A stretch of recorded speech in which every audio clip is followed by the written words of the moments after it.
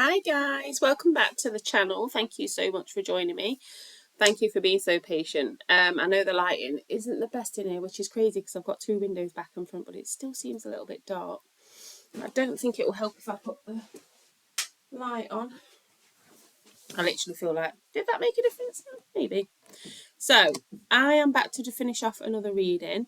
I will do a video about what I've been up to, what's been going on. I'm struggling for breath a little bit, because if you're not aware, I think I have endometriosis in my chest, and sometimes it hurts to breathe. And I was doing okay this morning, and I was praying to the Lord, asking the Lord to cover me while I come on and do this video. And then all of a sudden, when I breathe in, I'm getting very sharp chest pains. But the enemy is always striving against you when you're doing what the Lord's called you to do.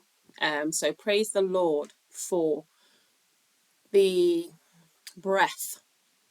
And even if it's painful, I praise the Lord for the breath anyway, because, hey, breathing is a miracle all of its own. Not everyone's guaranteed it. So, I am going to do the next chapter of Your Child and the Occult, like Lambs to the Slaughter. If you want to read see the other ones, if you would like to listen to the other chapters that I've read, then every book I read is in a playlist, so it's easy for just work your way through, listen to it at your leisure, potting around the house, whatever you guys want to do. I have started another about Bob Larson, but he's also got this book as well, the Book of Cults, which I think I actually do want to read because I haven't read this fully. So it talks about cult teachings and New Age cults and stuff like that, so I might go ahead and film the first video for that too, because I feel like spoiling you guys. I haven't been on here as much as I should have, and through illness and just allowing the enemy to distract me, I am not going to pretend any otherwise. So let's go ahead. Chapter 4, Gifted, Talented and Other Hazards. I do need to get my microphone in, don't I, guys? I hope this sounds okay. If children in general are a target for New Age transformation, you can be sure that those who are the gifted and talented among them are of special interest. After all, it is the gifted and talented who will be the leaders, trendsetters, lawmakers, doctors, presidents, and teachers of the future. They are the ones who are expected to be the leaders of the new age, and as such, they must receive special attention and indoctrination from the social engineers. A recent article in the Gifted Children Monthly observed the importance of recognizing these intelligent and imaginative children as early as possible, and presented some of the early signs of leadership quality, such as problem solving, ability to being a good communicator, having a hearty and healthy self-concept, having a high degree of motivation. It offered creative suggestions to the parents and teachers for helping the child develop his leadership qualities. This all sounds good, but when comes the punchline in the last third of the article under the headline, Training the Third Eye? Dr. Dorothy Sisk, author of the article, eases us into his section by reminding us that there are a number of things adults can do that are very helpful in building leadership in young children and youth, including providing a warm, accepting atmosphere for the child and respecting the child's values and creativity. She then informs us that intuition is one of the more difficult characteristics of leadership to cultivate, but that it can be done if parents follow certain ground rules. The remainder of the article is devoted to showing the caretaker how to teach the child to listen to the still small voice within their intuitive selves. A specially highlighted blue box at the end of the article announces that powers of intuition blossom with practice, and suggests that we encourage the youngster to, among other things, practice learning to read people and situations, make predictions of things that might happen, and when working on a problem, try visualizing the outcome and actually picture in your mind what solution might be. Potential future leaders of our democracy, the very ones who are recognised as being important for survival of our civilization, are to be taught and nurtured in the ancient occultic Eastern mystical techniques for opening the third eye. The implication is clearly made that those parents who do not nurture that faculty in their children are not providing an atmosphere of warmth and acceptance or respect for their values and creativity.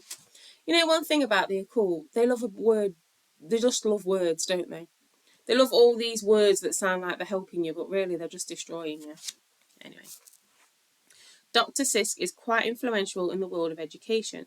She is the Executive Secretary of the World Council for Gifted and Talented Children, as well as Professor of Exceptional Child Education at the University of South Florida, Tampa.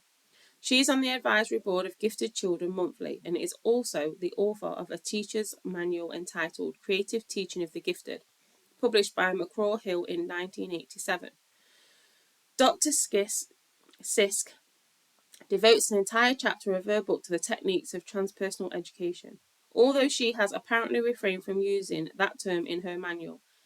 Neither, by the way, does her book mention the third eye, as she did in her article. Instead, she writes of expanding dimensions of learning and discusses the latest mind-brain search, the importance of the use of visualization to develop intuitive and imaginative skills, biofeedback and suggestiology.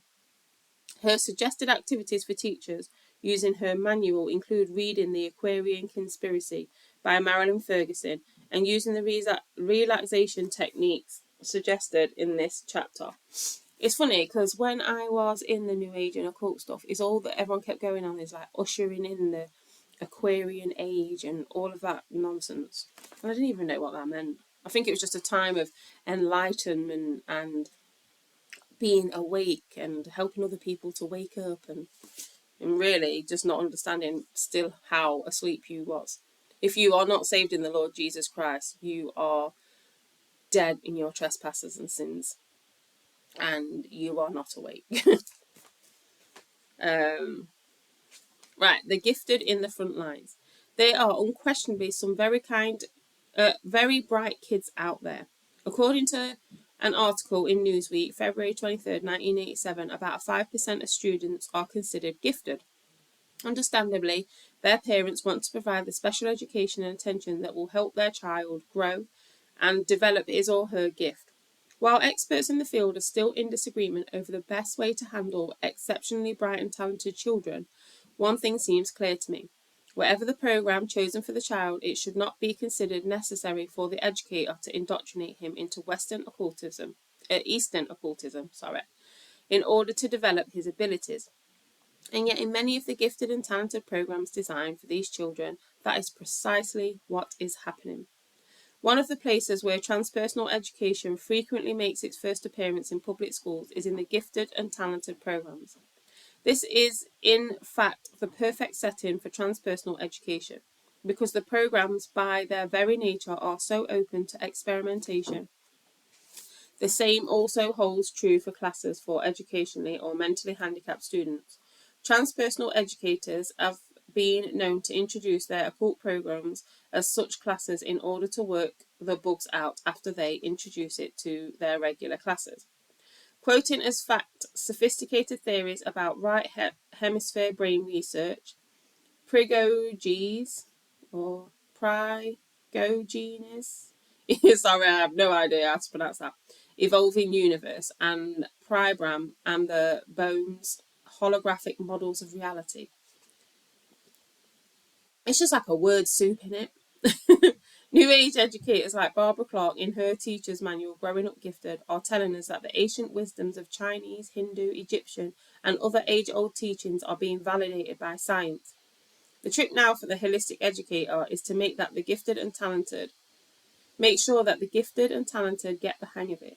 They want the children to be gifted in the intuitive, i.e. psychic abilities that they have assumed normally lie deep within every individual, as well as to develop their gifts in math or music or writing or whatever. That is the entire purpose of gifted education, as far as Barbara Clark is concerned. Hope this laptop noise isn't affecting you guys. As integrative education becomes more accepted and practiced, we will find more curricula that include relaxation and development of integrative abilities, guided fantasies and dreams, recognition and use of altered states of consciousness, and centering activities will develop more of our intuitive abilities. All this and more lie ahead as we seek to bring all of our knowledge, feelings, talents, and creativity into the classroom in the service of actualizing and transcending integrative education promises. This, and it is also the message of the book. Yeah, integrative education promises this, and it's also the message of this book. You may recall that the term integrative is increasingly becoming one of the numerous new age euphemisms for transpersonal education. Clark's book, which received a lengthy and favourable review in the fall 1979 edition of Gifted Child Quarterly, is filled with all kinds of suggestions, couched, of course, in scientifically formulated educationese, on how to turn a gifted child into a gifted Eastern mystic. Marilyn Ferguson even wrote the foreword for the first edition in her New Age classic, The Aquarium Conspiracy. Ferguson quotes Barbara Clark as saying, "When we have changed and extended our view of reality and established the underlying connectedness of each to all, we will then have a new meaning of giftedness. The gifted, the talented, the in-tuned, and the illuminated will then be merged." New agenda for the gifted. Some teachers are now suggesting that the term gifted needs to be expanded to include children who are psychically gifted in a different article entitled Being Psychically Gifted. The author, a senior high school teacher in Illinois named Susan Field, argues that psychically gifted children possess valuable gifts that need to be recognized and nurtured, for it is such gifts that, once properly understood, developed, will give our society new, unimaginable achievements and hope for the future. A euphemism for physically gifted that you may want to be aware of is intuitively gifted, as Miss Fields tells us. Let me just put this there. I know that it is controversial to use the word psychic, and yet I choose not to diffuse its impact by using a more acceptable word. And what would that be? Intuitive. Yes. I suppose I could say that intuitively gifted, that definitely has a more reasonable ring to, a reasonable ring. Evidently, that's what Dr. Sisk thought too. She used the term intuition all through her article on leadership. What she was really talking about was psychic. The only place where she slipped up and gave herself away was in mentioning the third eye in her section title. In 1983, Special Report on Testing and Enhancing a Gifted Child's ESP, written by Director of Gifted Education in Indianapolis, Indiana, informs us that parapsychology is an ideal subject for gifted children of most any age, as it involves inherently provocative material. The development of important skills like critical thinking and scientific inquiry, and an opportunity for self-discovery and enhancement of one's ESP abilities. Gifted children often demonstrate a special affinity for the subject, perhaps because they often feel different and unusual themselves, possessing abilities which are paranormal, relative to most other people. Many students even view psychic powers as logical extensions of human potential. Skill booster indoctrination. Values clarification sessions are basic to the gifted and talented programs, as they are general humanistic education. As with most values clarification programs, these classes have been carefully designed to undermine the children's traditional concept of morality, the family, nationalism, and Christianity, all of which is necessary before they can be indoctrinated into the New Age religion of Eastern mysticism, as Barbara Clark observes. Without a need for right, wrong, true, false, we are free to examine a few of these bigger, more wonderfully outrageous ideas and those who ask us to entertain them. As we explore the new areas of scientific thought that affect us as guides to the intellect of ourselves and others, we must first give up the need for dichotomies. It no longer seems possible to believe one truth or one view. It seems no small coincidence that the practice of occultism has followed close behind the introduction of values clarification in our classrooms. Transpersonal techniques have become so popular in everyday classrooms lately that about the only difference between these classrooms and the gifted and talented sessions is that the gifted children generally get to do more of it. My fan is making a lot of noise on here, guys, and I'm hoping it's not disturbing the video. Transpersonal techniques have become so popular in everyday classrooms lately that about the only difference between these classrooms and the gifted and talented sessions is that the gifted children genuinely get to do more of it. In Kansas City, a teacher handed me a packet of material that had been used as extra work for the brighter students who had finished their regular classwork early. Even I could hardly believe my eyes as I looked over the high action reading for study skills excerpts that were designed for 3rd to 6th graders by Modern Curriculum Press. One skill booster exercise featured 8 pages on the Ouija board. The second exercise was about palm reading, messages in your hand, and the third was called Chicago's ESP detective Irene Hughes. The stories are indeed fascinating, are presented in the most alluring fashion.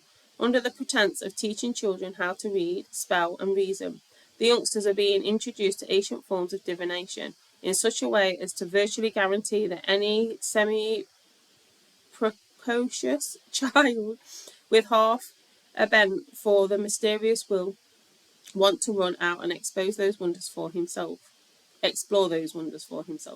Indeed, the material openly encourages him to do so, as you will see. Palm reading. The skill booster section on palm reading, or chiromancy, as it is officially known in occult circles, tells children that palm reading goes back to Aristotle, who wrote about the lines on people's hands. Since then, there have been palm readers in almost every time in every country. Some of these people have read palms just for the fun of it. Others have believed that they would tell people important things about their lives or their characters by reading those people's palms. Look at the lines on the inside of your own hands. They then give the children the basics of palm reading, including definitions and instructions for locating the lifeline, the headline, the heartline. Some elementary guidance in interpreting the messages in your hands. For example, breaks in the line show that changes may take place in your life. Perhaps you will move to another neighborhood. Perhaps you will change schools. Maybe you will move even further away. Sometimes a break in the lifeline may warn you about a narrow escape from a bad accident. Several pages and numerous instructions later, the children read. Now that you have learned about some of the lines on people's hands, you might want to try read the palms of some of your friends. Maybe you can answer questions your friends ask you about their futures. See how much their palms can tell you about them. Remember, too, that your palms can also tell you about yourself.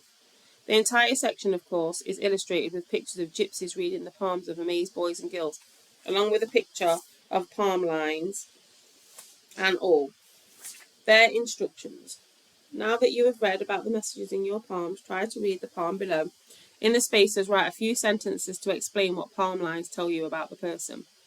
What's the typical bright kid to think?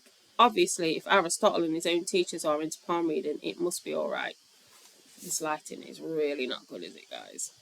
Sorry. Let me try and shut the curtain. If it's any difference to the light, is at least you can still hear me. Is that a bit better? Where was we?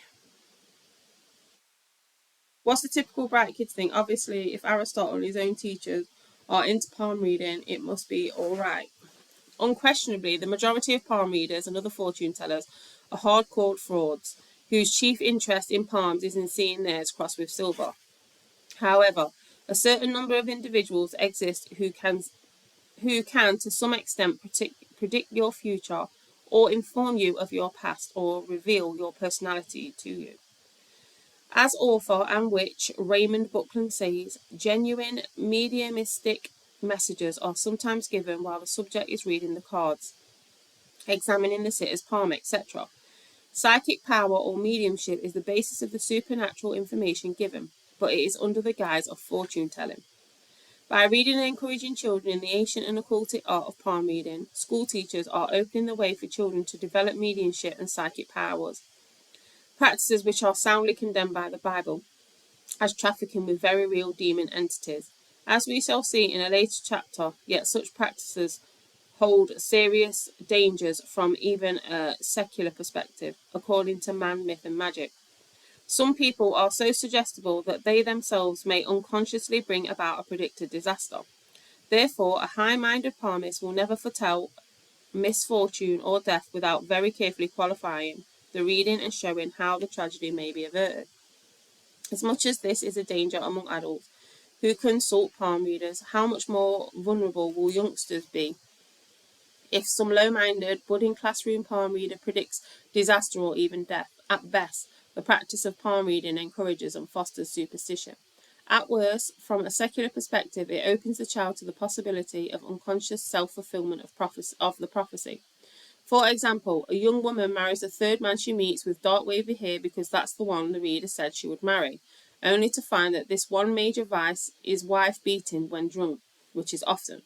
A young mother mysteriously, with no apparent physical cause, dies after the birth of her second child because some vengeful palm reader predicted it years before.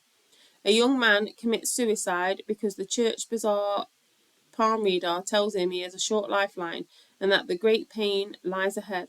One wonders how many lives have been destroyed by this seemingly innocent but potentially devastating occult practice.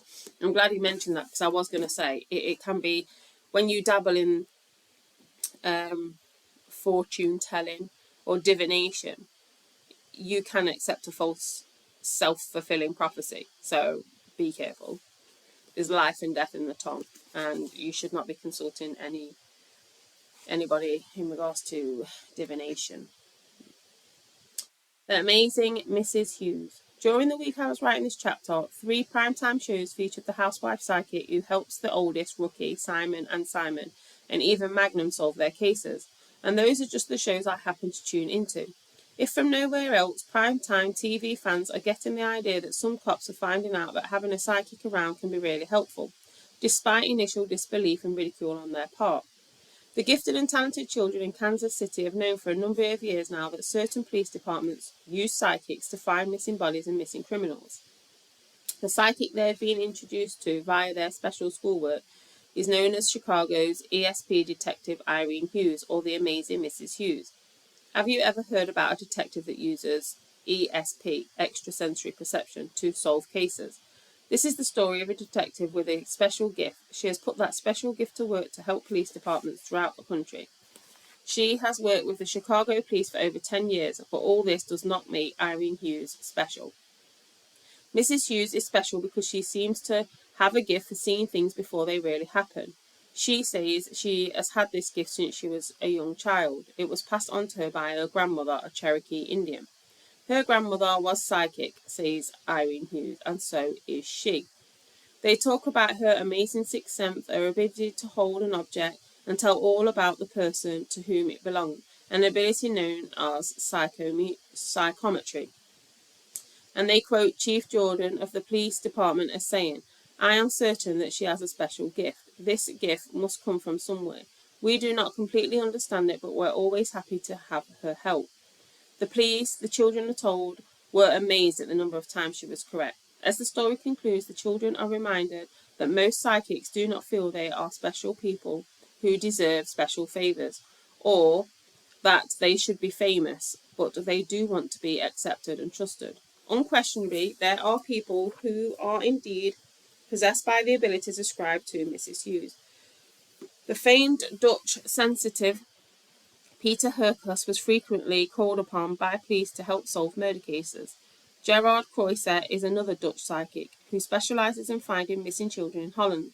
They have both been extensively tried and tested and overall found genuine.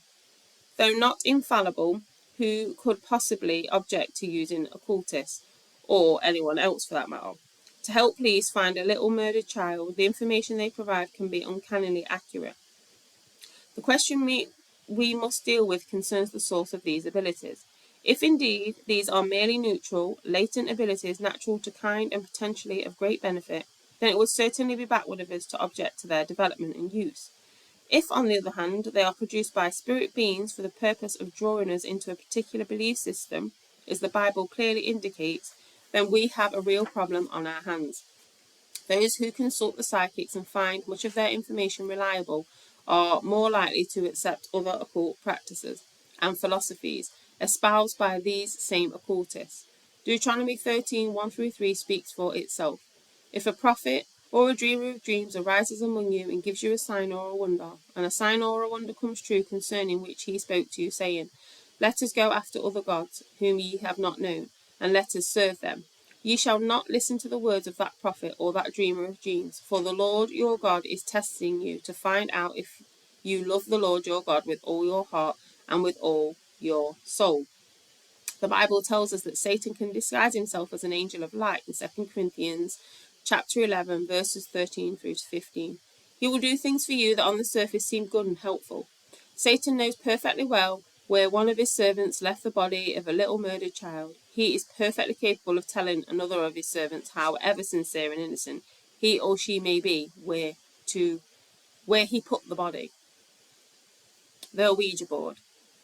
Of the 3 Kansas skill boosters presented to me, probably the one I found most shocking was the one on the Ouija board. The story featured several pictures of 2 lovely, elegant and obviously respectable women, rather like your average mummies, sitting at a table with a Ouija board between them. The story was based on the life of Pearl Curran, who in 1913 began receiving transmissions through a magic board from a being that identified itself as Patience Worth. For over 25 years, Pearl Curran channeled books, poems, plays from Patient Worth, who claimed to be a frustrated writer who lived over 200 years earlier in Puritan England and America. Numerous word exercises follow the story, including some of the following.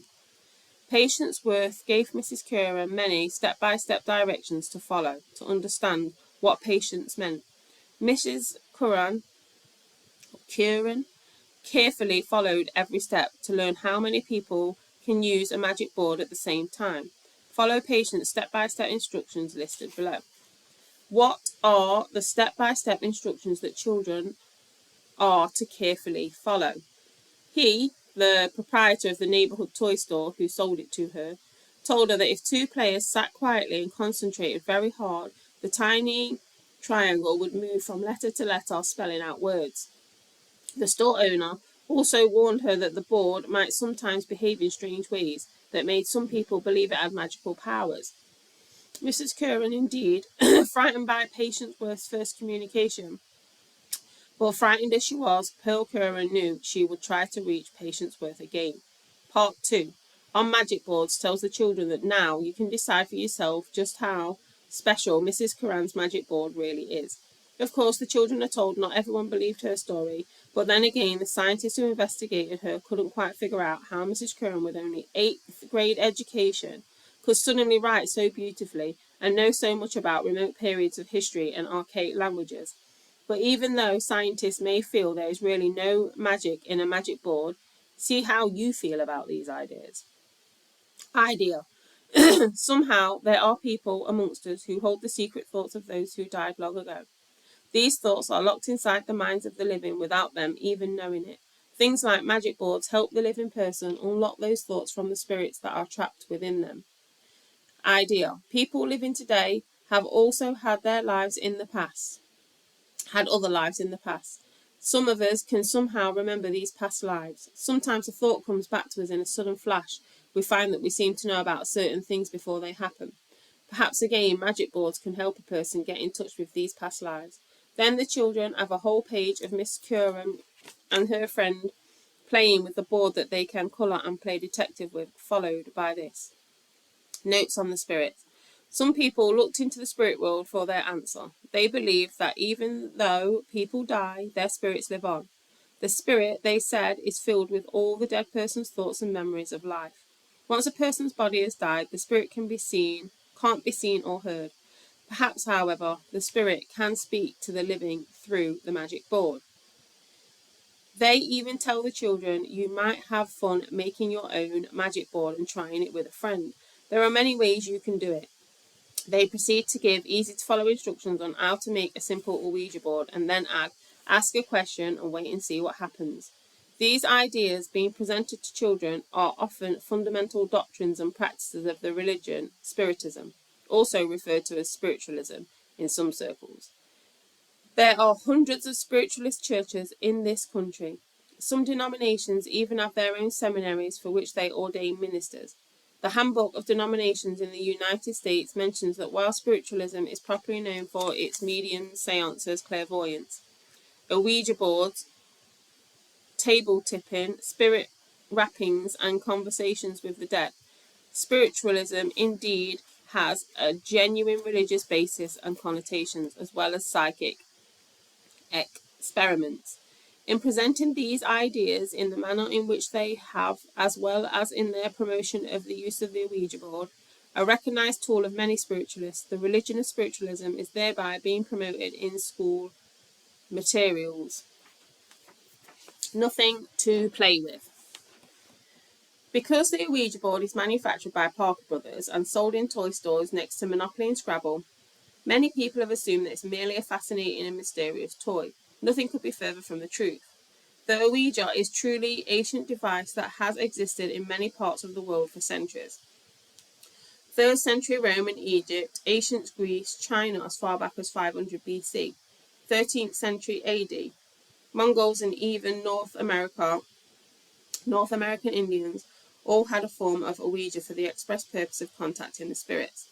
In 1853, a French spiritualist named M. Planchet invented a form of the board that used a little heart-shaped three-legged platform with a pencil as the front leg. The device was called, not surprisingly, a planchet. Today's planchet is similar but usually minus the pencil.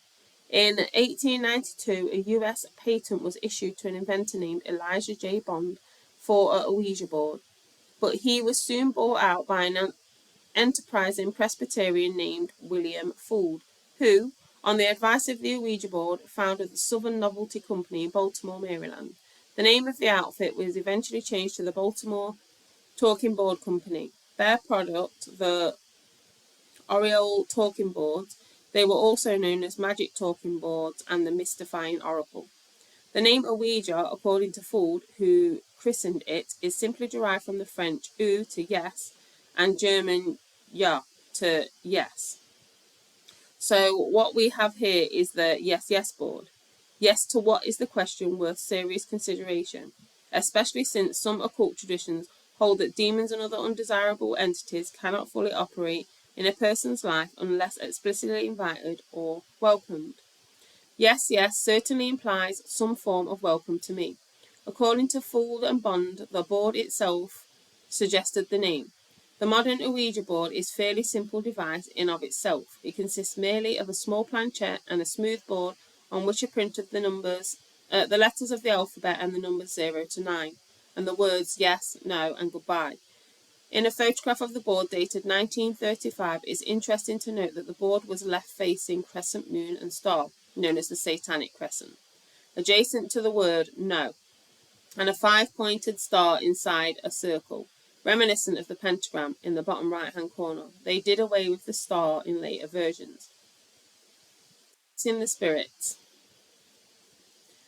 The talking boards became a national rage during the First and Second World Wars, when people desperately wanted to know the fate of their loved ones in battle.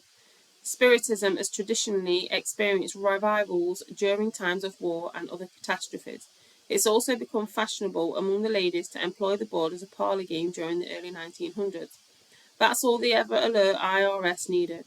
In 1920, they declared the board a game and is such subject to taxation. After all, Fuld was making a fortune on the thing.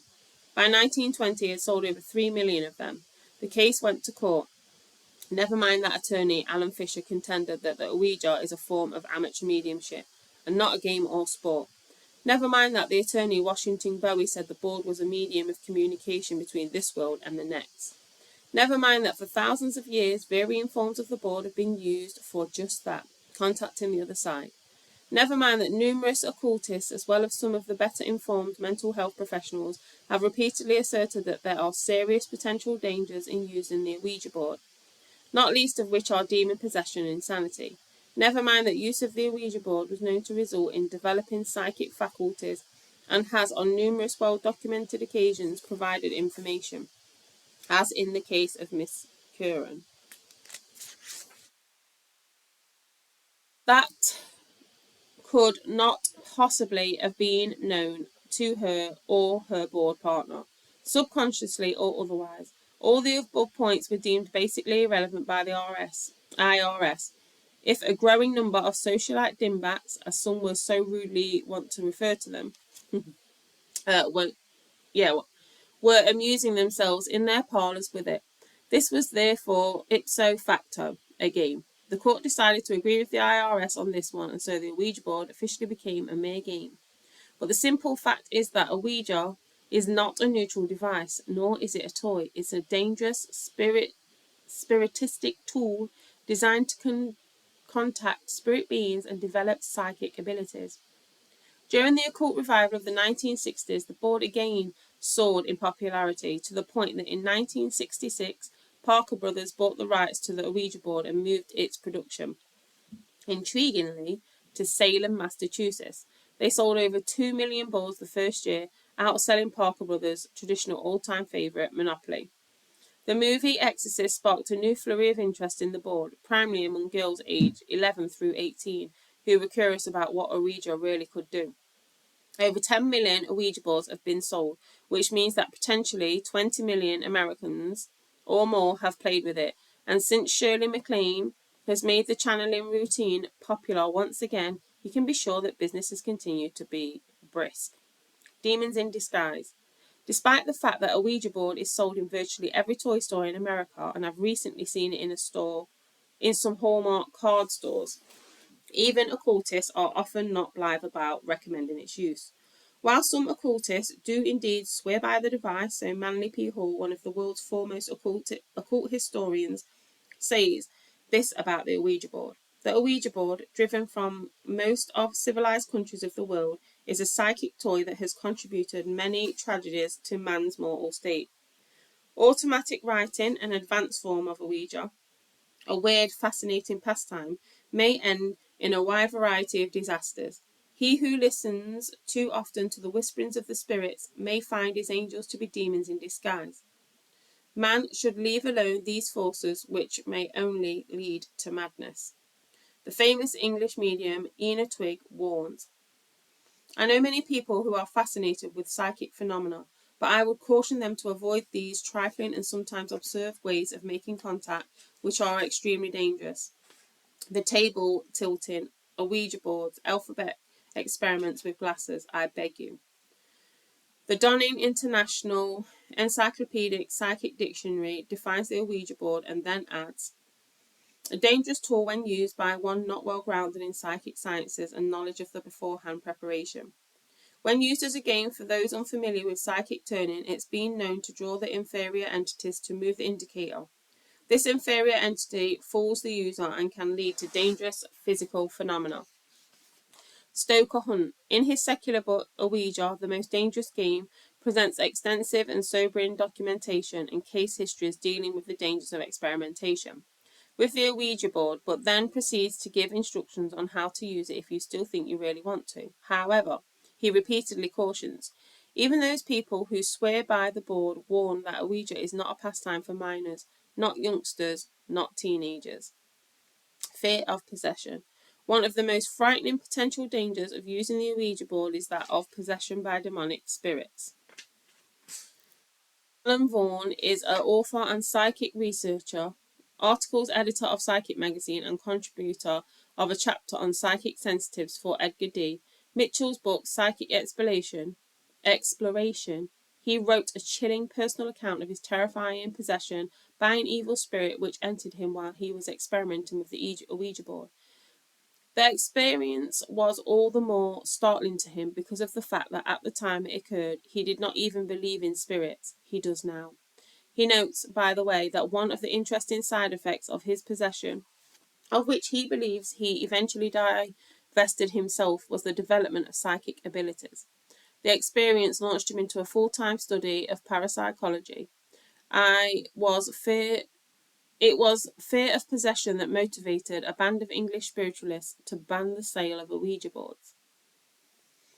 It is significant, however, that the greatest outcry against the use of Ouija has come from the spiritualists, not parapsychologists. In England, spiritualist groups are petitioning to ban the sale of Ouijas as toys for children, not because of vague dangers or unhealthy effects of naive, suggestible persons, but because they fear that the children will become possessed. Evidently enough, practitioners of the religion of witchcraft are involved in the use of a Ouija for purposes of divination, to warrant a strong warning from one of the best-known witches, Yvonne Frost. She and her husband are founders of the Church and School of Wicca in New Bern, North Carolina. According to Stoker Hunt, Yvonne strongly suggests that a Ouija board be avoided, insisting that it is foolish to encourage communication with the negative entities. As for communicating with the positive entities, she says it's much better done by other means. She recommends meditative sessions instead. I have spoken with those who have had close personal associations with Satanism, who tell me that some Satanists do indeed use the Ouija board for the purpose of divination. Several police officers have confirmed this fact to me. At least one self-styled Satanist youth gang in Southern California used the Ouija board to select the name of the gang's next victim for a list of people whom they considered to be the most vulnerable to their mind control. The victims. Board 2 Tears. In September the 30th, 1986 edition of Weekly World News reported that a 15-year-old in Belfast, Ireland, committed suicide shortly after the Ouija board predicted his death before his 16th birthday. I've only got a short time to live, so I might as well choose the time to die. He told friends they thought he was joking until they found him hanging in the churchyard. An 11-year-old girl was told by the board that she would be struck dead. She changed from an outgoing and happy little girl to a terrified child who was afraid to leave the house.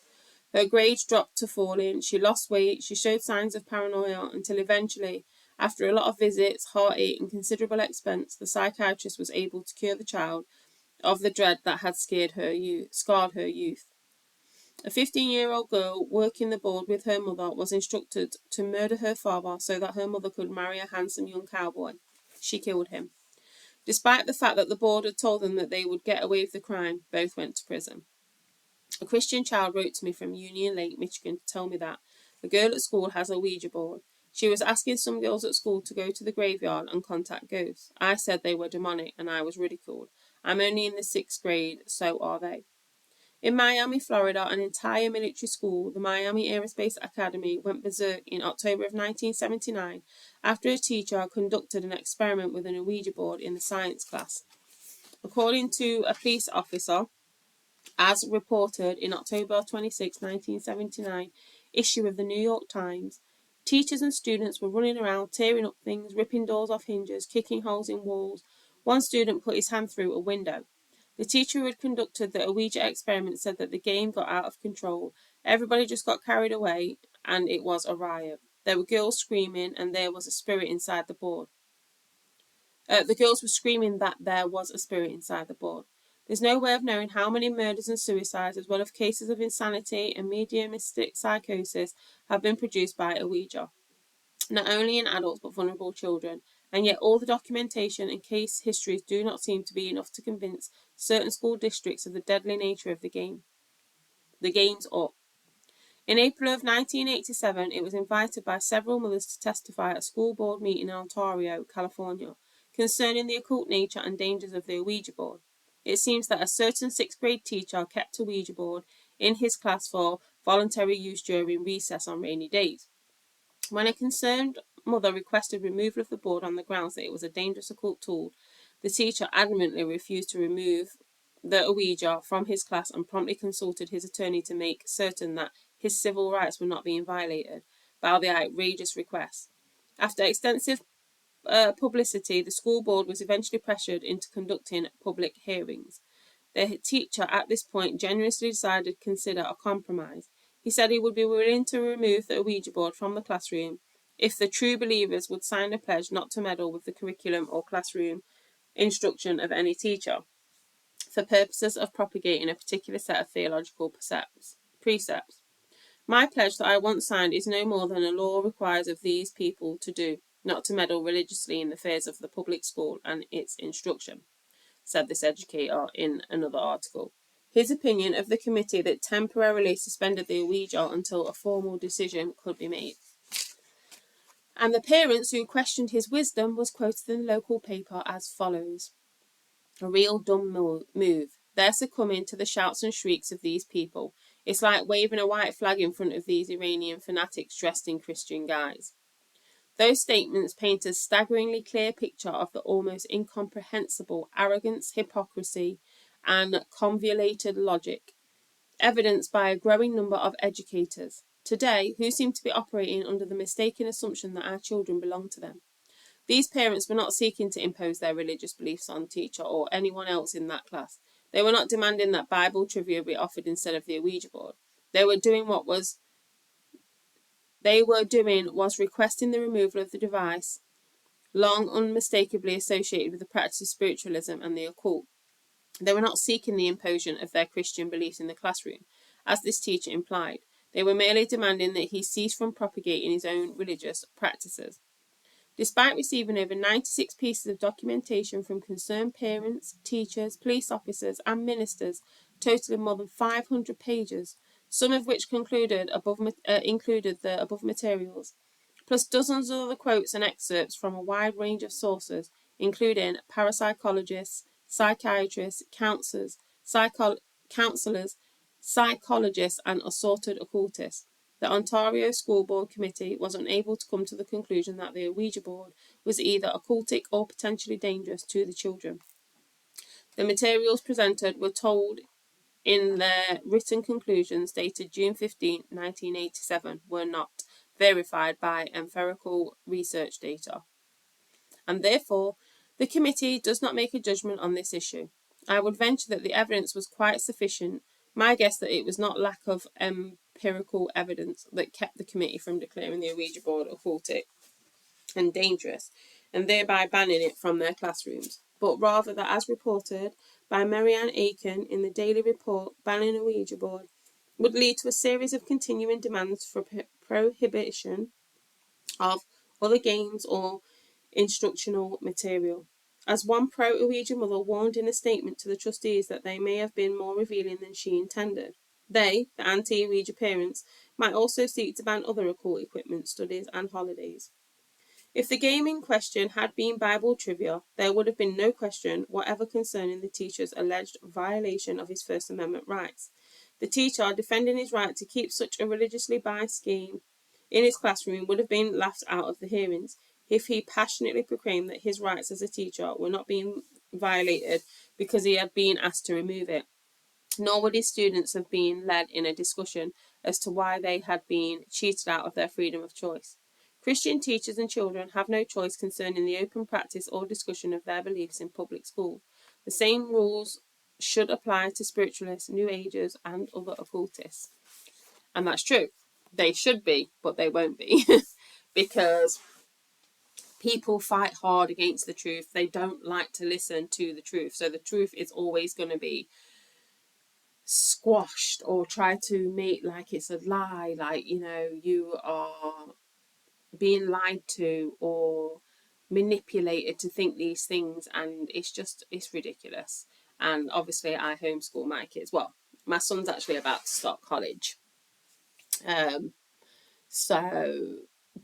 you know, you have to give him a firm foundation on what to look for, and what to be aware of. So it's a tricky path to navigate through this world, especially when you've got kids. In fact, here in Wales, in the UK, they announced that they was going to teach 5-year-olds about, I don't know if they called it sex and relationships. Let me just have a look. So they will be learning about all the different types of relationships that you can have. So same-sex relationships, all that kind of stuff. But it just came out recently, I think, in the news that they was planning to teach children about these things at the age of 5. So it's unbelievable. You have to watch what your kids are being taught in these school systems. Sorry guys, I was just trying to find it. I'll have to find it and try and do another thing about that. But one of my reasons for taking the kids out of school was the things that they was being taught. The secondary school actually actively tried to get my son involved in an after school LGBT, and he's not any which way. It's like weird. when I called the school to discuss it, they says, oh, well, the teacher should remain impartial. I was like, yes, but that's not what's happening. That's not what's happening. So anyway. But yes, guys, thanks so much for listening. I hope you enjoyed that. Very informative. Yeah, maybe ask your kids the questions like, what are you learning in school? Are you learning to clear your mind and visualize? You know, any of these sort of things. Maybe it's worth asking your kids about these things. I think I will ask mine. We've had these conversations before. That's how I know about these things. But yeah, the Lord is the way, the truth, and the life, and there is no other way but Him. All of these things are just distractions on a road to destruction. So thank you anyway, guys. I will see you all soon in the next video. And yeah, take care.